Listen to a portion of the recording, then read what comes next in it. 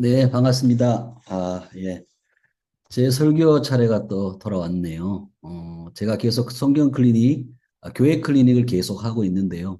오늘 교회 클리닉 잠시 멈추고, 근간에 제가 심천 한인교회에서 함께 우리 성도들하고 나누었던 내용들을 한 7가지 밸류로 이렇게 좀 가치를 좀 요점 정리를 해보았어요. 그래서 7개의 명제를 한번 제가 만들어 보았습니다. 그래서 오늘 주일날도 저희 심천에서도 이 내용을 가지고 함께 나누었고요. 오늘도 우리 WCDF 주일 예배도 함께 이 부분을 한번 나눠야 되겠다라는 생각을 가지고 오늘 말씀을 전하도록 하겠습니다. 자, 먼저 오늘 본문이 여러분 디모데후서 3장 16절인데요. 쉬운 성경으로 한번 이렇게 보면요. 내용이 그렇습니다. 우리 신선희 자매님 한번 읽어주시면 감사하겠습니다. 예, 쉬운 성경을 한번 읽겠습니다.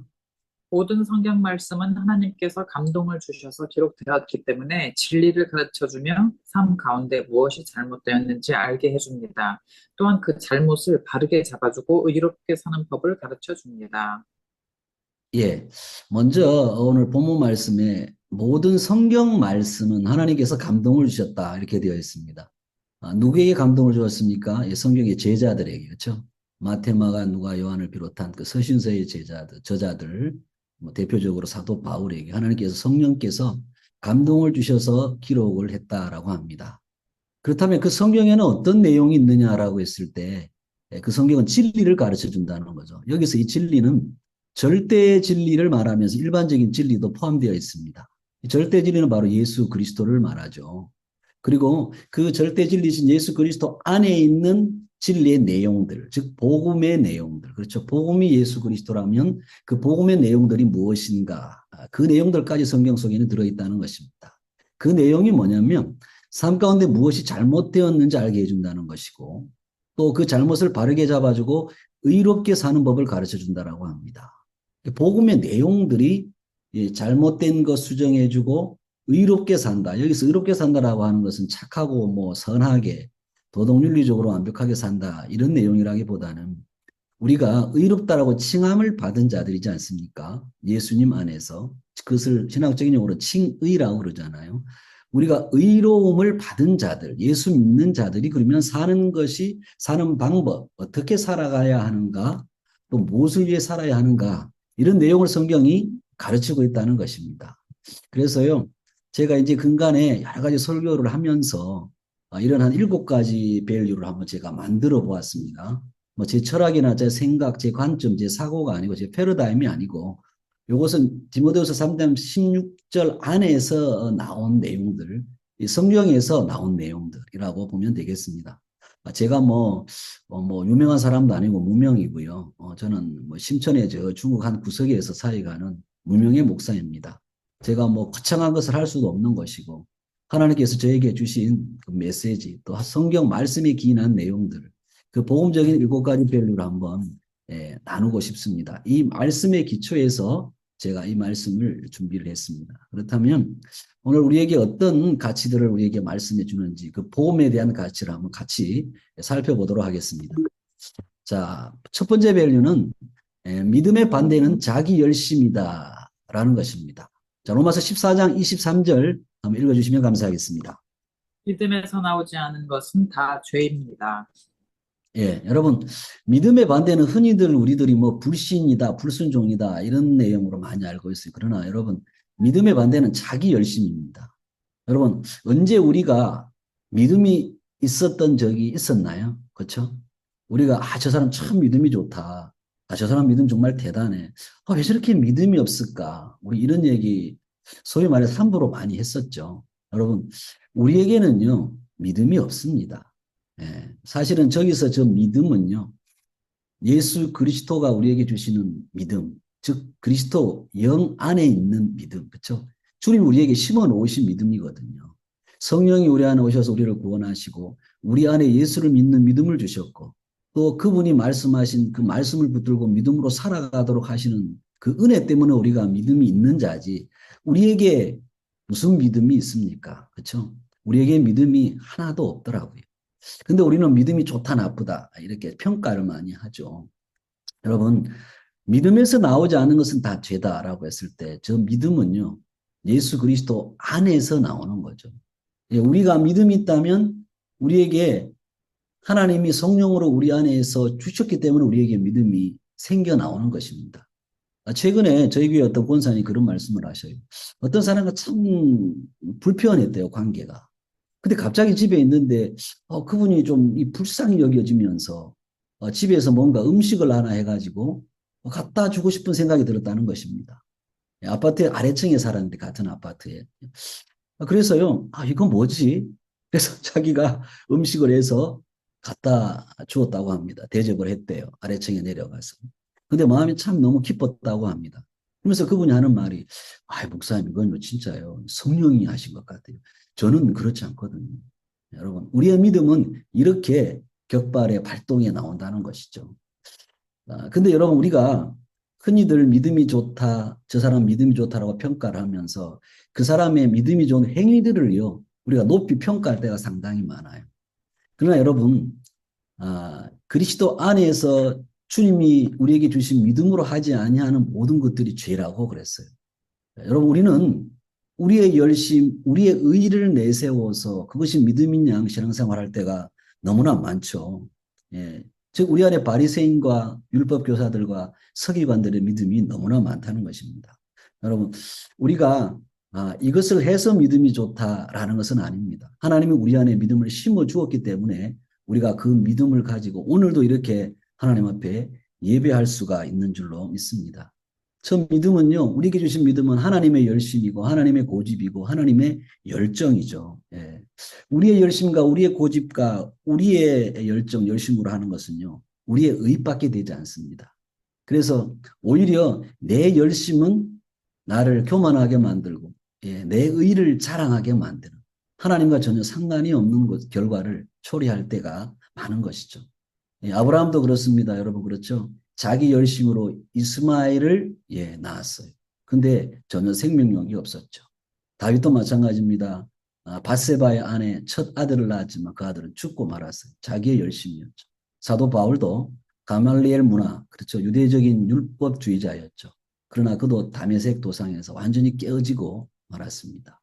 자기 열심이라고 하는 것은요, 오히려 남을 죽이고 하나님의 일의 사역에 방해받게 되지 않고, 그렇죠. 생명을 살리는 복음의 역사를 만들어내지 못한다는 것입니다. 여러분, 우리는 하나님이 주신 그 믿음이 아니라 내 열심으로 내 의를 드러내고 혹시라도 내 열심이 하나님의 열심보다 앞서 있지는 않은지, 그래서 그것이 나와 공동체와 내 이웃을 죽이는 열심이 되고 있지 않은지, 이거는 뭐 여러분들에게 설교하기보다는 참 제가 너무 부끄럽더라고요. 저 자신도 이런 열심이 너무 많았고, 그래서 주변에도 많은 덕이 되지 않았고, 복음적인 어떤 영향력을 행사하지 못한 것에 대해서도 참 많은 하나님 앞에 죄송스럽게 생각하는 사람 중에 하나입니다. 여러분, 믿음의 반대는 자기 열심입니다. 불신이나 불순종이 아니라 자기 열심. 오히려 내가 뭔가를 열심히 하려고 하는 것들을 오히려 내려놓고 주님, 내가 주를 바라봅니다. 주님, 내가 무엇을 하오리까? 주님, 내 안에 소원을 주시옵소서. 분명히 말씀에 소원을 두고 행하신다. 하나님께서 말씀을 하셨습니다. 여러분, 우리의 신념인지 내 종교적인 의인지 한번 우리 자신을 다시 돌아볼 수 있는 우리 자신이 되면 참 좋을 것 같습니다. 두 번째 가치는요, 기복이 아니라 팔복이다. 이것입니다. 마태복음 5장, 마태복음에 보면 여러분 그 산상순, 산상도훈이 나오고 있죠. 거기서 8가지의 복이 있습니다. 우리가 연초되면 새해 복 많이 받으세요. 이 인사가 참 우리도 은연중에 하죠. 근데 이게 여러분 전부 우리 그 민간신앙, 토테미즘, 샤머니즘, 일반 종교적인 그 관례나 관습에서 나오는 내용이죠. 그래서 우리는 뭐 하늘 복 많이 받으세요 이런 말도 하지만 그것도 알고 보니까 가톨릭적인 개념이 되게 짙더라고요. 그런 개념을 모르고 했다면 상관없지만, 그래서 저는 그리스도인들의 인사가 팔복 많이 받으세요. 요거였으면 참 좋겠어요. 우리가 의연중에 예수를 믿고 있지만 우리는 이 땅에 축복, 이 땅에 잘 먹고 잘 살고 잘 되는 것, 그렇죠? 신이라는 이름을 도용해서 내 욕심과 욕망을, 내 정욕을 관철하는 경우가 상당히 많다라고 하는 것이죠. 기독교의 복은요, 그런 복이 아니더라고요. 기독교의 복은 오히려요, 전혀 타 종교와 우리가 알고 있는 그 세속사적인 그런 복들과는 너무너무 차이가 있고 다르더라. 그 말이죠. 우리는 어떻게 보면요, 예수를 믿으면서도 내 가정이 잘 되는 가정 신화에 물들어 있는지도 모르겠습니다. 그리고 자녀들이 출세 성공하는 잘 되는, 그렇죠, 자녀 신화. 어, 그래서 뭐 어떻게 보면 그 모든 것들이요, 내가 주님 앞에 이렇게 했으니까 주님 우리 가정, 우리 자녀, 우리 사업, 뭐 내 삶도 이렇게 주님 책임져 주십시오. 예, 알게 모르게 우리가 뭐 인과보나 권선징악 같은, 그렇죠. 예, 종교성을 가지고 우리가 신앙생활 할 때가 너무 많아요. 그래서 자기 부인이나 자기 십자가 지는 것하고는 전혀 상관없는 내용으로 살 때가 너무 많은 것 같습니다. 이게 좀 그 기복 신앙에서 기인된 우리들의 좀 하나님을 오해하는 부분, 신앙의 핀트가, 이 관역이 좀 잘못 조정되어 있는, 목적이 잘못, 꼴에 대한 문제가 잘못 개념이 정립된 부분이 아닌가 싶습니다. 우리는 기복이 아니라 팔복입니다. 팔복의 내용 가운데 보면요, 마음이 가난한 사람은 복이 있대. 세상은 마음이 부유해야 돼. 풍요로워야 돼. 그렇죠. 가득 차가지고. 근데 기독교의 복은 마음이 가난한 사람의 복이 있답니다. 하나님 나라가 그들의 것이래. 그래서 산상복음은 능동적으로 내가 이것을 하면 줄 것이다가 아니고 수동적인 거죠. 너희는 이미 이런 자들로 존재가 바뀌었다. 그래서 너희는 이런 결과를 가지고 있는 자들이다. 이 내용이죠. 그러니까 조건을 걸고 결과를 주겠다 이게 아니라 이미 우리에게는 이 결과를 먼저 주시고 너희는 이런 존재가 되었다는 말씀을 하고 있죠. 그러니까 예수 믿는 사람은요, 심령이 가난한 자라는 것입니다. 그러니까 세상의 기복, 잘 되고 잘 먹고 잘 사는 것으로, 예, 그것 때문에 우리 심령이 부유해졌다, 가난해졌다, 이런 자들이 아니라는 거죠. 그것과 상관없이 있든 없든 가졌든 못 가졌든 누리든 못 누리든 풍요롭든 결핍 있든 상관없이 우리 심령은요, 하나님만을 구하는 가난한 자들이라는 것입니다. 주님, 내가 이거 있어도, 부귀영화 왕후장상 권세가 있어도 우리 주님이 없으면 안 됩니다. 주님, 주님만이 나의 사랑이고 나의 전부이십니다. 여러분, 이게 가난한 심령이라는 것입니다. 그러니까 그리스도인은 이 복이 우리에게 주어졌다는 거죠. 그래서 우리가 늘 꿈꾸는 것은 우리 주님을 사모하고 우리 주님이 거하는, 통치하는 그 하나님의 나라, 이것을 우리가 꿈꾸고 살잖아요. 그래서 그 주님을 갈급하고 주님을 구하는 자들이기 때문에 우리는 하나님 나라의 사람, 그렇죠? 나그네 객이 아니라고 하는 하나님의 시민권자라고 하는 거죠. 슬퍼하는 사람이 복이 있다. 세상은 여러분 슬퍼하는 게 아니라 기뻐하는 사람이 복이 있죠. 행복해하는 사람이 복이 있죠. 슬퍼하는 사람이 복이 있다. 애통하는 자가 복이 있다고. 그들이 위로를 받는데요. 여러분, 사람에게 우리가 위로를 받을 수 있습니까? 돈이 우리를 정말 위로해 줄까요? 예. 사랑하는 부부 관계가 우리를 위로해 줄까요? 예. 궁극적인 위로는 받을 수가 없는 것입니다. 우리는, 예, 오히려 성경 그래서 애통하는 자. 주님 앞에 주님, 내가 이렇게 살아서는 안 됩니다. 내가 주님 한 분만으로 기뻐하며 살아야 합니다. 세상에 물들어서는 안 됩니다. 세속에 미혹되어서는 안 됩니다. 우리 주님 불쌍히 여겨주시고 나와 함께 하여 주옵소서. 늘 주님만을 구하는 그 애통하는 마음, 그리고 주님의 말씀에 순종하지 않고 살아가는 우리들을 바라볼 때 나를 바라보며 돌이키는 그 애통하는 마음, 이게 복이라는 겁니다. 우리는 그러니까 주님 없이는 살 수 없는 자들로 우리가 바뀌었기 때문에 늘 세상 것으로 채울 수 없는 우리 자신을 보면서 애통해야 하는 거죠. 이게 복이라고 하는 것입니다. 또 마음이 온유한 사람은 복이 있다. 이거는 뭐, 내가 뭐 잘 배우고 뭐 잘나서 내가 유명해서 그렇지만 내가 이렇게 한다 이런 게 아니고, 온유는요, 아나뱀이라고 그랬죠. 비참한 마음이라는 것입니다. 주님 없으면 안 됩니다. 나 예수 필요합니다. 그들이 땅을 상속받을 것이다. 이것은 이 땅에 하나님 통치와 더불어 우리가 이제 영원, 그렇죠? 궁극적으로 하게 될 새하늘과 새 땅에 그 땅까지도 연결되는 상속이라는 거죠. 주님, 내가 주님 없으면 안 됩니다. 주님으로, 예수님으로 가난한 그 심령, 똑같은 내용이죠. 이게 온유한 사람이 복이 있다. 이게 복이라고 하는 것입니다. 세상은 가져야 되고 누려야 되고 스펙을 내가 쌓아야 되고 권력과 부를 누려야 합니다. 그게 복이죠. 어쨌든 부동산을 많이 차지해야 복이라고 합니다. 근데 성경은 우리에게 그 기복이 아니라 주님, 나 주님 없으면 안 됩니다. 주님 없이 살 수 없습니다. 여러분, 아내 없이 살 수 없다. 남편 없이 살 수 없다. 자녀 없이 살 수 없다. 이건 여러분 우리에게 궁극적인 게 아니죠. 우리는 주님 없이 살 수 없는 자들인 줄 믿습니다. 이렇게 온유한 사람이 복 있다고 합니다. 의에 줄이고 목마른 사람은 복이 있다. 나 주님 없으면 안 됩니다. 똑같은 내용들. 자비로운 자, 긍휼히 여기는 자, 마음이 깨끗한 자, 청결한 자, 평화를 화평을 쫓아가는 자. 주님, 우리와 나와 저 사람 사이에 주님이 화평이 되어 주옵소서. 우리는 서로 시험 들 수밖에 없는데 주님이 화평이 되어 주십시오. 주님이 복음 되어 주십시오. 주님이 기쁜 소식 되어 주십시오. 이게 여러분 복이라고 하는 겁니다. 그리고 박해를 받는 사람, 예수 믿다가 그쵸 핍박받는 사람, 복음 전하다가 고난 당하는 것, 이게 복이라고 합니다. 오늘 예수를 믿어도 고난과 상관없이 살아가는 사람이 많죠. 한 번도 남에게 복음을 전해보지 않고 그 복음 때문에 아이 내가 이래 잘해가지고 이렇게 해가지고 오히려 더 예수 믿는 것 때문에 내가 인정받으려고 하지. 복음 전하는 것 때문에 고난받는 사람이 적은 시대입니다. 아무리 잘나도 복음을 전하면요, 여러분, 인정받지 못합니다. 왜요? 세상과 반대 개념이기 때문에. 근데 이런 자들이 복이 있다. 고난당하고 조롱받고 업신여김을 받는 자가 복이 있다. 기독교의 복은 여러분 이것입니다. 이 복은 별로 우리가 그냥 이게 문자적으로 보기에는 별로 막 달갑지가 않아요. 그렇죠? 그러나 여러분, 예수 믿는 사람은 이것이 진짜 복이라고 하는. 세상에 기복을 쫓겠습니까? 그리스도의 팔복을 쫓겠습니까? 우리는 이 팔복의 은혜를 소유하고 있는 자. 이 복을 충만히 누리는 여러분 되시기를 예수님 이름으로 축원합니다. 세 번째 밸류는요. 예정이 아니라 예수 그리스도의 예정입니다. 에베소서 1장 5절 한번 읽어주시기 바랍니다. 또한 그때부터 예수 그리스도를 통해 우리를 자녀 삼으시기로 작정하셨습니다. 하나님께서는 이 일을 바라시고 또 기뻐하셨습니다. 예. 여러분, 우리가 이 그 예정론, 선택론, 여기에서 많이 헷갈려하고 많은 사람들이 요거에 걸려가지고 신앙이 좀 자라지 못하는 사람이 많아요. 그렇죠? 예정론 하면 신학적으로도 엄청난 논쟁이 되는 부분이죠. 근데 여러분, 우리가 좀 착각하고 있는 부분이 뭐냐면 하나님이 우리를 작정했다, 예정했다, 우리를 선택했다라고 하는 말은 무엇과 같냐면 예수 그리스도를 예정했다. 이 말과 똑같은 것입니다. 그러니까 우리가 하나님 우리를 예정했고 선택했으니까 뭐 아유 우리 이미 구원받았는데 뭐 하나님이 예정하게 살아도 좀 봐주시고 그러시지 뭐 아이 그리고 뭐 죄 지어도 되겠네 이런 뭐 이상한 이단들도 있고요. 근데 여러분 그렇게 생각하면 나이롱 신자라고 그랬죠.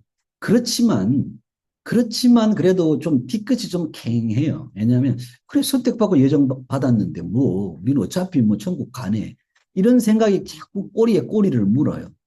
근데 여러분, 이 예정론이라고 하는 예정이라고 하는 것은요, 우리를 하나님 편에서 좀 자꾸 의심이 들게 하고, 우리를 매너리즘에 빠지게 하고, 우리의 신앙을 좀, 침륜에 빠지게 한다든지, 힘을 잃게 만들고, 이런 내용이 아니라는 것입니다. 오히려 이 예정은요, 우리로 더 근신하게 만들고, 더 낮아지게 만들고, 더 겸손하게 만들고, 우리로도 하나님 앞에 열심을 내게 하는 신앙적인 열정이 된다는 것입니다. 왜냐하면, 하나님은 우리를 선택했다 이것은요, 예수님을 선택하고 예수님을 예정했다는 것입니다. 그래서 예수님을 죽이기까지 우리를 예정했다 이 얘기입니다. 그러니까 여러분 이 예정을 알게 되면 그리스도가 먼저 선행적으로 예정이 되었다는 겁니다. 그러니까 예수 그리스도를 통해 이 말은 예수 그리스도 안에서 우리를 자녀 삼기로 작정했다. 이게 신학적인 용어로 견인, 성도의 견인이라고 하거든. 우리가 여러분 예수 없는 예정과 선택론에 빠지면요. 자꾸 자기 자가당착에 빠져요. 그래서 여러분 이 장로교의 단점이 하나님의 주권, 예정 이거 아닙니까? 그러다 보니까 이성이 살고 막 철학이 가미되고요. 신앙의 열정이 사라지고 은사론도 다 무시했고 성령론에 대해서도 오해하고 있는 부분이 많고 그렇죠. 근데 여러분 그리스도 안에서 우리를 예정했다. 예수님을 예정했다는 것입니다. 그래서 그분이 우리를 끌고 가시는 것입니다. 그분이 우리를 책임져 주시는 것입니다. 여러분 우리에게 구원받을 만한 믿음이 있습니까? 우리가 이 세상 살아가면서 하나님을 예배할 열정이 있는 줄 아십니까? 아니요. 하나님 우리를 예배 자리로 부르십니다. 여러분 오늘 여러분 이 WCDF 예배 자리에 나오기까지 영적으로 보자면 우리의 소위 말하는 영안이 열린다면 우리는 엄청난 주변의 방해를 볼 수가 있을 것입니다. 근데 어떻습니까? 하나님의 영 우리를 예배 자리로 이끌어 주시는 겁니다. 지금 예배하고 있지만 이 인터넷이 갑자기 툭 끊어져 버릴 수도 있는 거죠. 근데 누가 맡고 있을까요? 하나님이 맡고 있다고 저는 분명하게 봅니다. 이 줌을 하면서 제가 그런 것들을 너무 많이 느끼거든요. 그리고 그 영적인 도전들을 보게 되거든요. 하나님 우리를 이끌고 가시고 보호해 주시고 붙들어 주시고 끌어가십니다. 우리의 손을 잡고요. 이게 그리스도의 예정입니다. 그러니까 그리스도의 예정을 알면, 아, 내가 얼마나 큰 은혜를 받았는가, 이것을 알게 되고, 더 주님 앞에 더 신실하게 열심을 내서 우리가 주님 앞으로 다가갈 수 있는 반응을 할 수가 있다는 거죠. 이 예정이나 선택론이 여러분에게 걸림돌이 되지 않기를 바랍니다. 하나님은 우리를 예정하고 선택한 것보다 더 소중한 예수 그리스도, 그분을 예정했습니다. 그분을 십자가에 죽이기까지 우리를 예정하고 선택했다라고 하는 게 사실. 그래서 우리의 구원이 흔들리지 않는 것이죠. 그래서 오히려 더 감사함으로 나아갈 수 있는 자들이 우리들이라고 하는 것. 이거 여러분 잊지 마시기를 바랍니다. 그다음 네 번째 밸류입니다.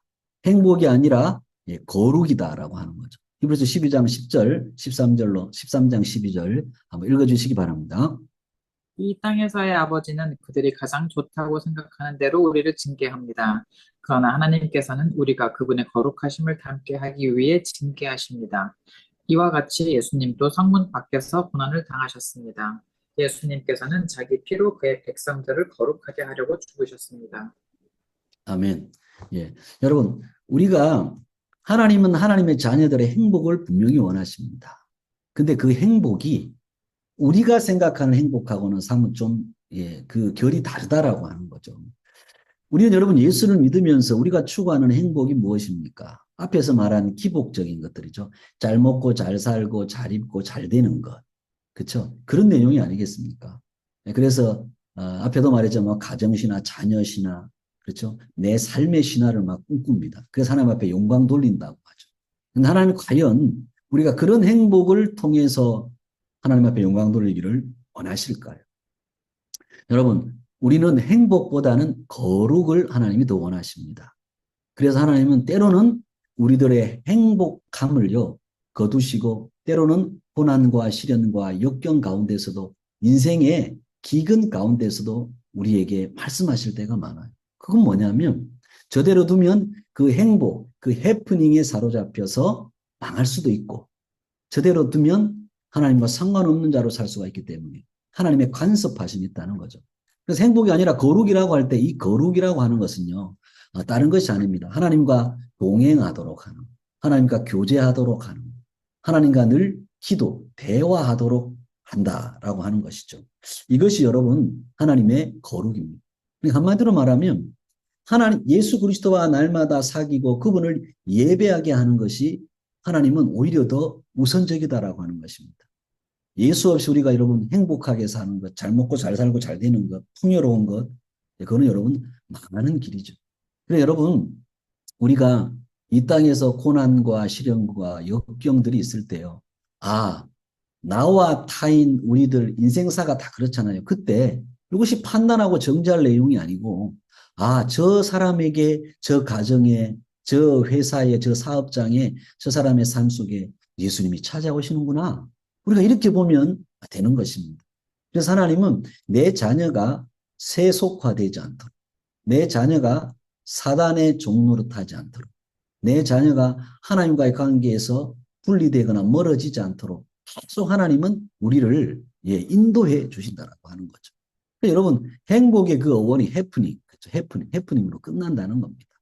근데 하나님은 해프닝으로 끝날 인생이 아니라 우리가 하나님의 자녀이기 때문에 하나님의 그 거룩을 위해서 우리를 계속 이끄신다는 것입니다.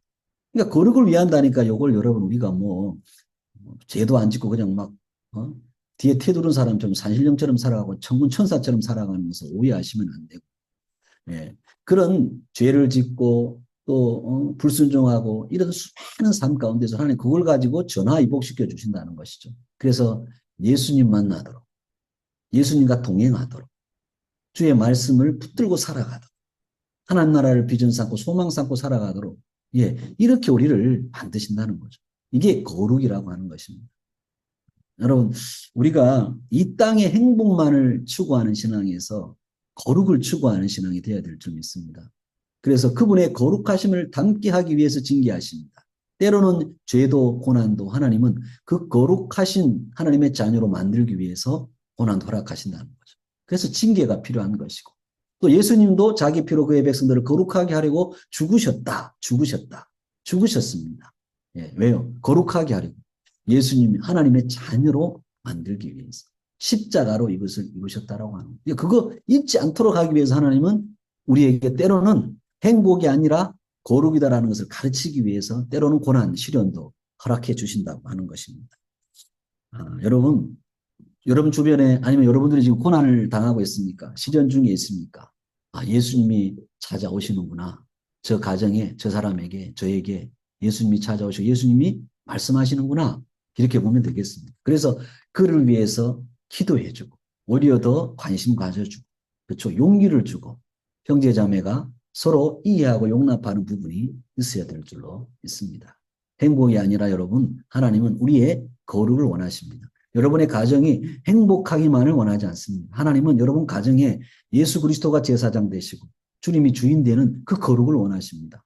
여러분의 공동체 교회가 있다면 예배당이 있다면 그것은요 행복하게만 신앙생활하기를 원하시는 것이 아니라 하나님이 거룩하게 하시기 위한 목적이 있다라는 것. 그래서 여러분 교회는요 공동체는 문제가 있게 마련인 것이고 가정에도 문제가 있고 남편과 아내의 문제 남편이 애먹이면 하나님 나에게 주님이 찾아오시는구나. 나에게 거룩을 회복하기 위해 오시는구나. 그 남편이 여러분을 위해 있는 거고 애먹이는 남편, 아내 또 속썩이는 자녀들 여러분의 행복이 아니라 거룩을 위해서 하나님께서 찾아오셨다라고 하는 거죠. 여러분 직장에 속썩이는 부하 직원, 개념 없는 부하 직원, 또 여러분 직장에 진짜 너무 어처구니 없는 상사, 라오반 사장이 있습니까? 여러분의 거룩을 위해서 기도하게 하시는 하나님의 축복이라는 여러분 이것을 잊지 마시기를 바랍니다. 자, 그 다음 다섯 번째 밸류, 옳고 그름이 아니라 구원이다라고 하는 것입니다. 창세기 38장 26절, 마가복음 7장 28절. 한번 읽어주시면 감사하겠습니다. 유다가 그것들을 알아보고 말하되 그는 나보다 옳도다. 내가 그를 내 아들 셀라에게 주지 아니하였다 하고 다시는 그를 가까이 하지 아니하였다. 여자가 대답하여 말하되 주여 옳습니다. 많은 상 아래 개들도 아이들이 먹던 부스러기를 먹습니다. 다섯 번째 여러분 밸류는요, 옳고 그름이 아니라 구원이라고 하는 것입니다. 여러분, 오늘 말씀 그 창세기 38장 26절에 보면요, 유다가 그렇죠. 다말을 범하죠. 여러분 이것은요, 다말은 유다의 며느리였죠. 유다와 다말 사이에 아이가 생깁니다. 여러분, 이것은요, 정말 진짜 막장 드라마도 아니고 이거는 여러분 있을 수 없는 일이죠. 유다가, 그의 아들, 엘이 죽습니다. 그래서 대개법에 의해서 자손을 이어가야 되기 때문에 오난을, 다말에게 들여보내죠. 그런데 오난은요, 다말이 아마 못생겼는지 얼굴이 무기였는지 모르겠습니다만은 싫다는 겁니다. 제 애 가지기 싫다는 거예요. 그래서 하나님 그것도 악하다고 죽여버립니다. 하나님도 이상하죠. 그렇죠. 이건 콩가루 집안도 아니고 하나님 콩가루 아버지도 아니고 막 죽여버리고 막 말 안 듣는다. 셀라 마지막 너무 어립니다. 야, 클 때까지 좀 기다려라 청산가부. 유다가요. 다말이 아마 못생겼나 봐요. 주기 싫다는 거죠. 안 줍니다. 근데 이제 다말이 유다 시아버지가 그쵸 이제 그 양털 깎으러 딥나로 갑니다. 그 정보를 듣고 애를 가져야 되겠다. 내가 대를 이어야 되겠다. 그런데 이제 유다도 참 나쁜 놈이죠. 어떻게 보면 그냥 죄를 저지르고 싶어도 이 정욕을 못 참는 거죠. 창녀가 길에 있으니까 그 창녀를 범합니다. 근데 알고 봤더니 그게 다말입니다. 그래서 저 음행이 밝혀지고 이제 임신을 하니까 다말이 저런 불살라 때려 죽여버리라고 저 나쁜 년을 막 하면서 그러죠. 근데 알고 보니까 유다가 범한 다말이었죠. 그때 유다가 그럽니다. 그는 나보다 옳도다. 이게 여러분 도덕적으로 윤리적으로 보자면 이게 말이 안 되는 얘기지 않습니까? 옳고 그름으로 따지자면요. 우리가 볼 때는 유다까지도 다 불살라 다 때려 죽여야 되고 하나님도 어떻게 보면 대개법이지만 이럴 수가 있습니까? 그렇죠. 하나님도 어떻게 보면 우리가 도덕윤리로 보자면요. 이건 완전히 잘못된 부분이죠. 근데 하나님은 유다나 셀라에게 절대 책망을 하지를 않습니다. 그리고 옳고 그름을 따지지 않습니다. 유다도 그는 오히려 나보다 옳도다. 여러분 왜 성경에 보면 그는 he라고 되어 있을까요? 그녀지 she죠. 그렇죠? 남성 여성 분명히 분리가 되어야 되는데 우리 성경에는 그라고 되어 있어요. 이게 여러분 물론 영어 성경에는 she라고 되어 있긴 하지만 이 부분에서는 엄청난 메시지가 있습니다. 유다가 나중에 그렇죠? 베레스, 보아스, 베레스 다 2세 그리고 다윗 그다음에 예수님이 오게 되잖아요. 여러분 이 유다의 모습 속에서 우리는요, 하나님의 구원을 보게 되는 것입니다. 하나님 여기서 옳고 그름 따지자고 하는 것이 아니었습니다. 예수님의 계보, 족보, 조상으로 집어넣었어요. 우리가 도덕률을 보자면 있을 수가 없는 일이죠. 옳고 그름으로 따지자면. 분명히 불살라 때려 죽여야 될 유다 다말입니다. 나는 그들을 책망하지 않습니다. 그들을 통해서 예수 그리스도가 왔습니다. 뭐가 왔습니까? 구원자 대신 그리스도가 왔죠. 예. 여러분, 우리는 신앙생활을 너무 옳고 그름을 따지면서 해요. 예. 그래서 구원을 잃어버릴 때가 너무 많습니다. 정죄하고 심판해버립니다. 예. 우리가 도덕윤리 아니라고 복음이라고 늘 하지만 이게 우리 생활에 녹아지기까지는 어느 정도 갭이 있는 것 같아요. 아, 복음을 전한다고 하지만 우리는 우리 속에 옳고 그름이 딱 자리 잡아 있어. 나는 옳고 그런 그렇지다는 것이죠. 잘못됐다라고 하는 것이죠. 어떻게 그럴 수가 있느냐.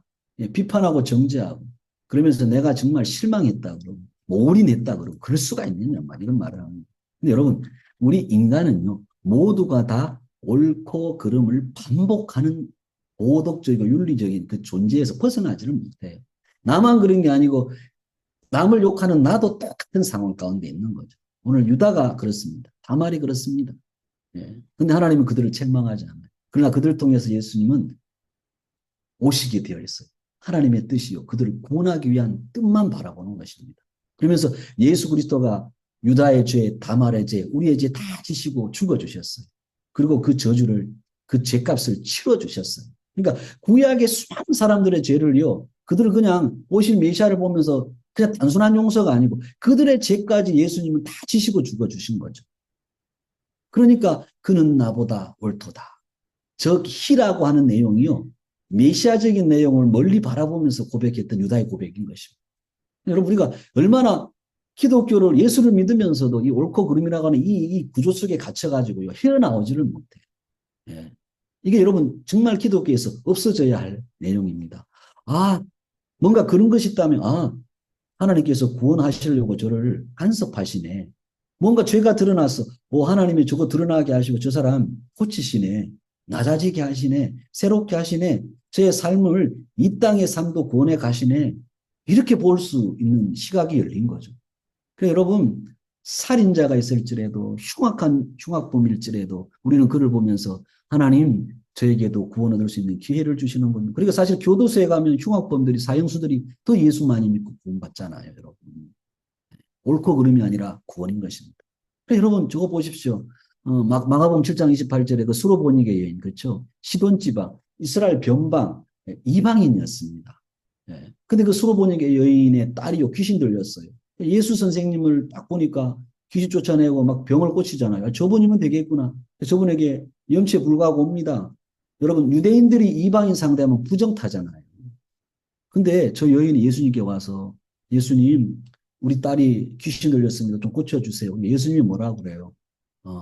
자녀의 떡을 취하여 계획해 주는 것이 마땅치 않다. 우리 예수님이 한번 떠보려고 하는 얘기잖아요. 예. 이방인들은 개 취급 받았잖아요. 지옥의 불쏘시개라고 이방인.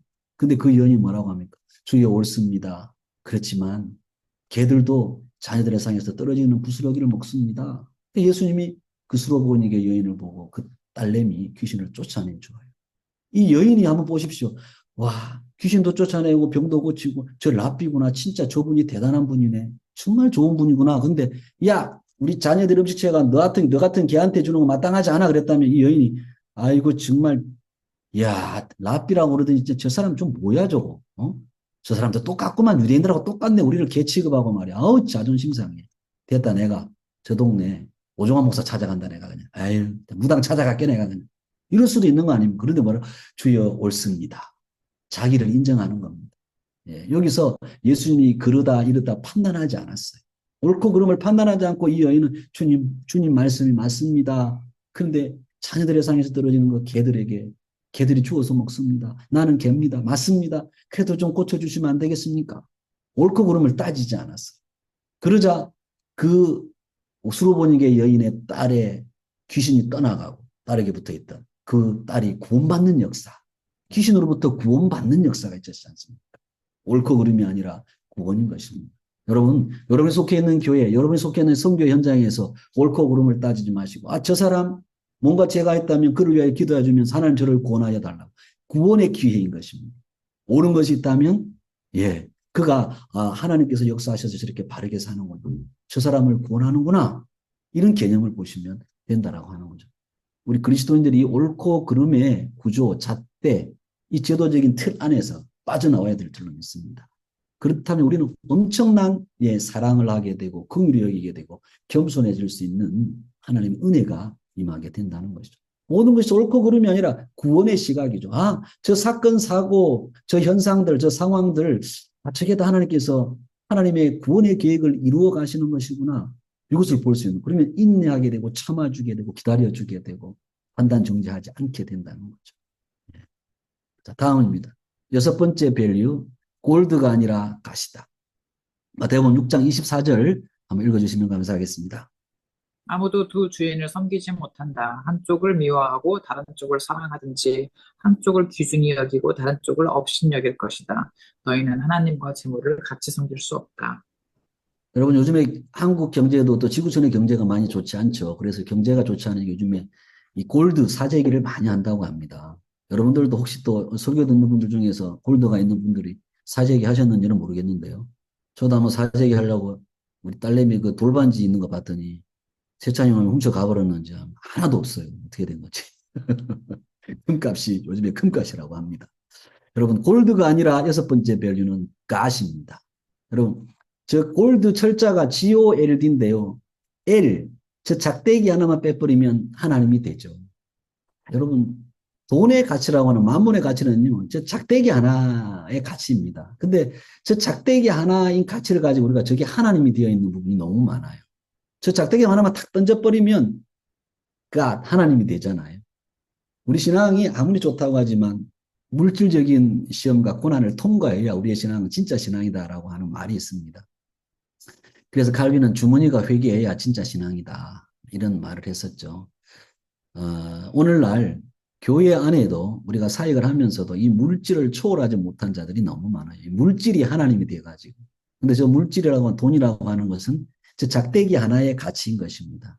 요것 때문에 사람이 울고 웃고 죽고 살고 하죠. 얼마나 많은 사람들이 저 돈 때문에, 물질 때문에, 만몬 때문에 자살을 하고 죽는 사람이 얼마나 많습니까? 여러분, 절대로 성경은 두 주인을 섬길 수 없다라고 합니다. 하나님과 재물을 같이 섬길 수 없다. 여러분은 골드입니까? 가십니까? 하나님이 골드의 가치가 되어야 합니다. 골드가 하나님 가치가 되어 있으면 안 되죠. 우리가 재물만을 원해서는 신앙생활이 온전해질 수가 없는 것입니다. 이것을 초월할 수 있는 자가 진짜 하나님을 섬기는 자라고 할 수가 있는 것이죠. 이것은요, 물질을 섬기지 마라 그래서 물질을 가지지 마라, 뭐 부자가 되지 말아라 이 내용 말하는 것이 아닙니다. 백만장자는 백만장자의 마인드가 있어야 하죠.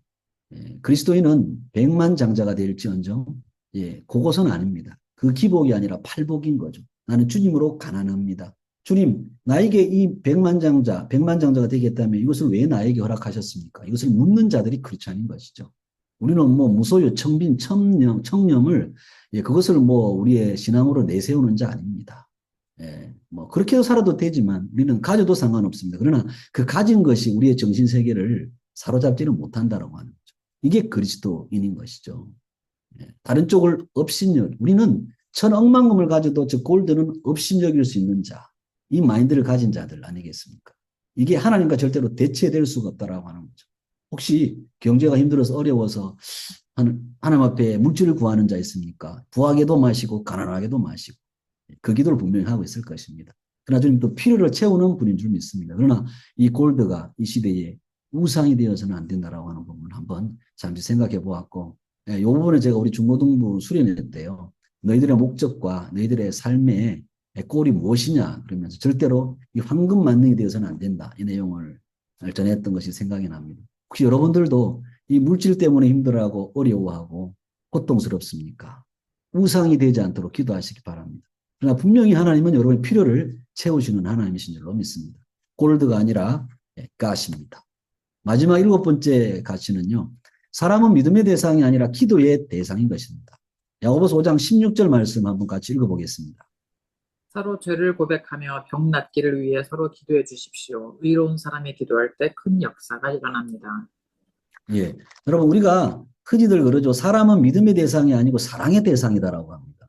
여러분, 근데 우리가 그 명제 속에도 갇혀 있을 때가 너무 많아요. 아니면 여러분, 믿지 못하는데 어떻게 우리가 사랑까지 합니까? 그렇지 않습니까, 여러분? 우리가 이 말을 한번 곰곰이 생각해 보십시오. 아니, 어떻게 사랑을 해요? 주님이 사랑하라는 것은 내가 너희를 사랑한다, 그 말이죠. 그러니까 내 사랑으로는 안 되고 주님 사랑을 구해야 하는 것입니다.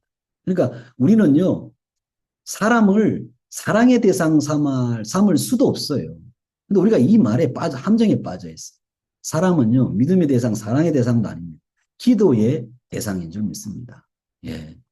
여러분, 우리가 미운 사람은 미운 거고, 싫은 사람은 싫은 거예요. 어떻게 사랑이 됩니까? 어떻게 믿어집니까? 그 사람 믿을 수 없어요. 그렇죠? 이러고 많이 속죠. 아, 내가 저 사람을 믿었는데, 내가 저 사람을 얼마나 사랑했는데, 이럴 수가 있느냐고. 아, 여러분, 저도 그렇고, 여러분도 그렇고, 다 그런 사람일 뿐입니다. 죄를 지어서 죄인이 아니고, 우리는 아담의 후손, 죄인이라는 존재론적인 태생이잖아요. 그런 사람을 어떻게 믿고, 어떻게 사랑하겠습니까? 우리가 어떻게 믿고 사랑할 수 있느냐는 거죠. 예수 안에 우리가 태어나서 보니까 새롭게 거듭나 보니까 믿음의 대상 사람은 사랑의 대상이 아니라 기도의 대상이라는 겁니다. 어떻게 하면 하나님 사랑하라는 게 안 되네요. 하나님 저 사람 정말 사랑할 수 있도록 하나님 은혜를 주십시오. 그러니까 갑자기 불편했던 사람 긍휼히 여겨주면서 음식 만들어서 갖다 주고 싶은 마음이 들었다고 그러죠. 기도하니까 되더라는 것입니다. 예. 여러분, 우리는요, 진짜 사랑하는 사람을 사랑할 수 있는 실력도 없는 사람들이에요. 여러분 남편, 아내를 두고 한번 보십시오. 결혼하신 분들. 그 사랑이 됩니까? 내가 주님 때문에 참고 산다. 이거죠. 다들 고개를 끄덕끄덕하고 웃고 있는 거 보니까 그런 것 같습니다. 남편도 기도의 대상, 아내도 기도의 대상. 오늘 저와 여러분 사이에서도 다 저를 위해서도 기도의 대상. 야, 호정한 목사 저거 보니까 저거 진짜 기도 많이 해줘야 되겠네. 그게 정상인 것입니다. 아, 정말 사랑스러워. 아, 그렇지는 않으라고 봐요. 나도 여러분들이 그런 걸요. 깨놓고 얘기해서 그렇잖아요. 여러분, 너와 나, 우리는 다 똑같습니다. 예. 한 사람의 일생을 그래서요, 함부로 판단하고 정죄하는 게 가장 큰 죄래요. 어느 유명한 어떤 스피치하는 강사가 그 말을 하더라고요. 한 사람의 인생을 놓고 함부로 판단 정죄하는 게 가장 큰 죄라고. 그 사람의 인생을 볼 때, 아, 아까 말했잖아. 아, 저 사람에게 구원이 시작됐구나. 하나님 저 사람을 찾으시는구나.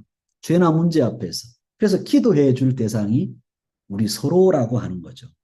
예. 그래서 여러분, 나를 힘들게 하는 사람이 있다면 하나님께서 그를 통해 나를 보게 하는 편지라고 그랬습니다. 예. 나를 힘들게 하는 사람은요, 하나님께서, 아, 내가 저 사람하고 똑같이 저 사람 속에서, 아, 내가 그런 사람이지라고 하는 것을 깨닫고 보게 만드신 하나님의 편지라고 합니다. 그 사람이. 그러니까 그를 위해서 어떻게 합니까? 하나님, 아, 나도 저와 똑같네요. 하나님, 나도 불쌍히 여겨주시고 저도 불쌍히 여겨주십시오. 기도의 대상이 서로가 된다라고 하는 거죠. 이게 교회 안에서 이루어질 때 우리는 진짜 복음의 사람이다라는 것을 알게 되는 것이죠. 하나님은 한 사람의 일생을 두고 인도하십니다. 예, 그 과정 속에서 죄를 범할 때도 있고 넘어질 때도 있고 어이없을 때도 있는 거예요. 근데 사람은 그걸 못 참아요. 아, 저거 왜 저러지? 저거하고는 안 돼. 끊어야 돼. 예, 저 인간은 이제 끝이 안 돼. 근데 하나님은 다르다는 겁니다. 평생을 두고 인도해 가셔요. 우리에게 이 하나님의 이 시각, 성령의 은혜, 복음이 있다면 그 사람의 평생을 두고 기도해 줘요. 부족한 것이 있다면 하나님 불쌍히 여겨달라. 죄가 드러나면 하나님 저를 깨닫게 해주고 회개하고 돌이키게 해달라. 그래서 한 사람의 인생이 비판의 대상, 정죄의 대상이 절대로 아니라고 하는 기도의 대상이라고 하는 거예요. 그래서 여러분 오늘 야고보서 5장 16절에 서로 죄를 고백함, 서로 내 죄, 네 죄를 고백하라는 겁니다. 병 낫기를, 육신의 병만이 아니고 저 병은요, 마음의 병, 정신적인 병 다 있어요. 오늘 얼마나 많은 사람들이 이 정신적인 병을 가지고 시달리는지 몰라요. 예, 요즘에 얼마 트라우마 기본이고요. 우울증, 공황장애가 기본이에요. 그리고 육신의 질병이 얼마나 많은 사람이 시달립니까? 서로 기도해 주라고 합니다. 서로입니다, 서로. 서로 죄를 고백하고 서로 나도 너도 우리도 다 똑같다는 것입니다. 서로 정죄의 대상이 아니고 기도의 대상이라고 하는 거죠. 의로운 사람이 기도할 때 이거는 뭐예요? 예수 믿는 우리들이 의롭게 칭의 받았잖아요. 기도할 때 큰 역사가 일어난다. 의로운 사람 여기 뭐 목사님, 선교사님, 유명한 뭐 부흥강사 이 사람이 아니라는 거예요. 우리 오늘 오래간만에 예배하러 우리 재우 형제가 기도할 때 큰 역사가 일어난다. 이런 내용 아니겠습니까, 여러분? 여러분, 사람은 믿음의 대상, 사랑의 대상이 아니라 기도의 대상이라고 하는 거 잊지 마시기 바랍니다. 자, 이렇게 오늘 여러분 7가지 가치를 한번 살폈습니다. 시간이 좀 길었는데요.